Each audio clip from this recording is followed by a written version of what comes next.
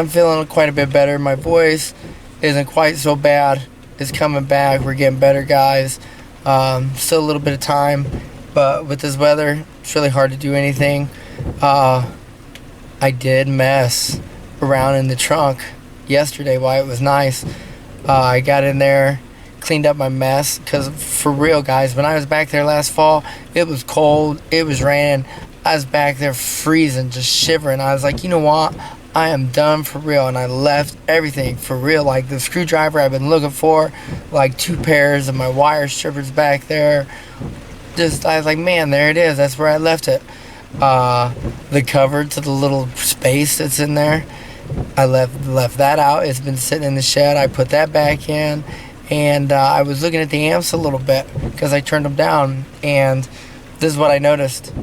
One of the amps wires, remote wire, came out, so I put that back in, so that amp works again.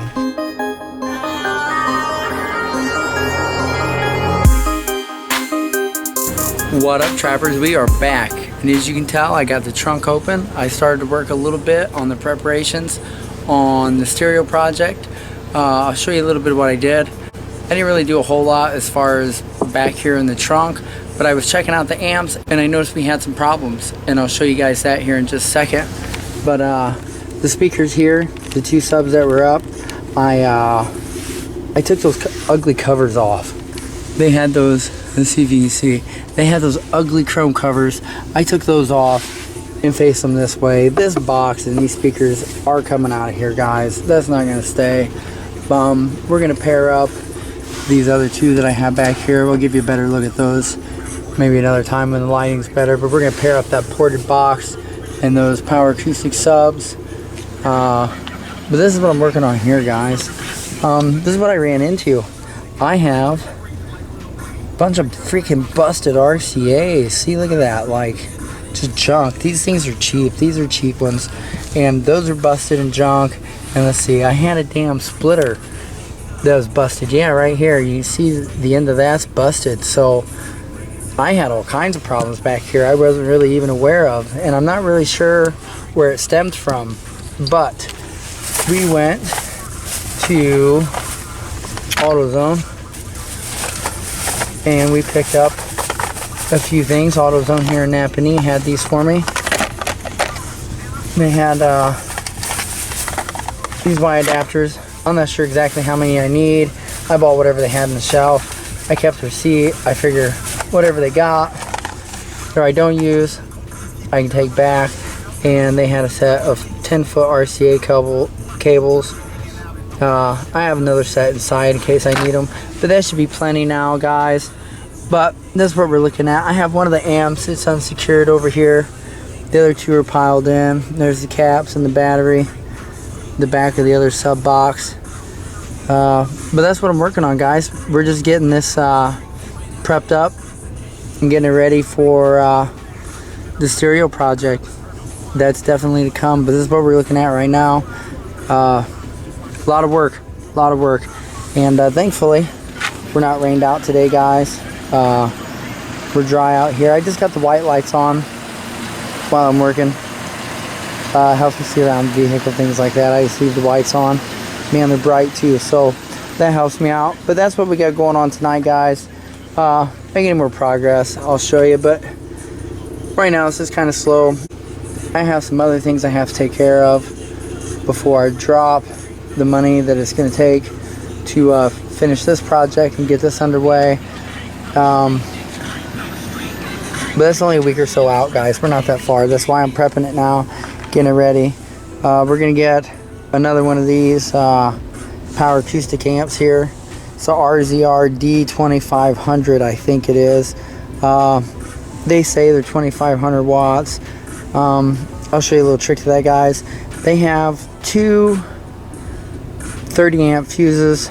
So what I do is I'll take 30, I'll multiply that by 2, and then I will multiply that by my voltage, which, let's take a look.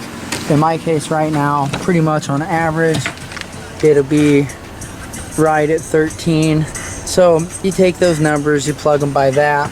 Now to tell you what your amp's really putting out. Elsewise, if you put out any more power than that, I think you blow your fuse. I don't think it'll work right. So that's my math on that. It gives me a pretty good idea of how much power they're really pushing.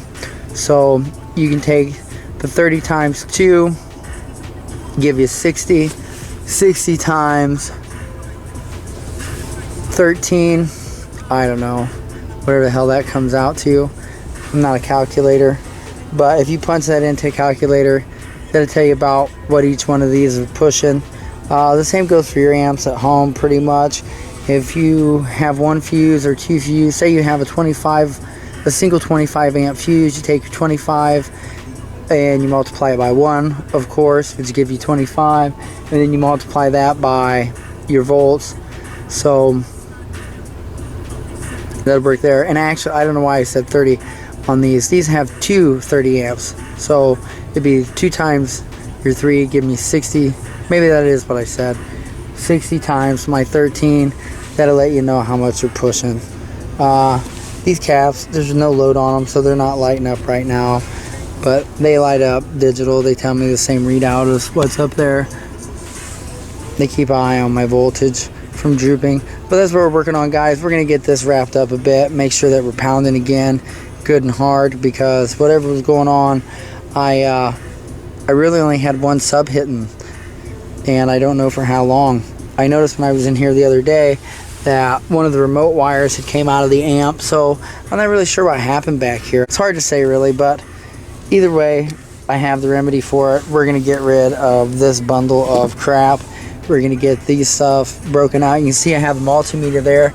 I was trying to track down the problem, making sure that my speakers were good, my amps were outputting, but it pretty much just came down to the signal. So we're gonna get this tidied up, we're gonna get it beaten again, and get prepped for the stereo project.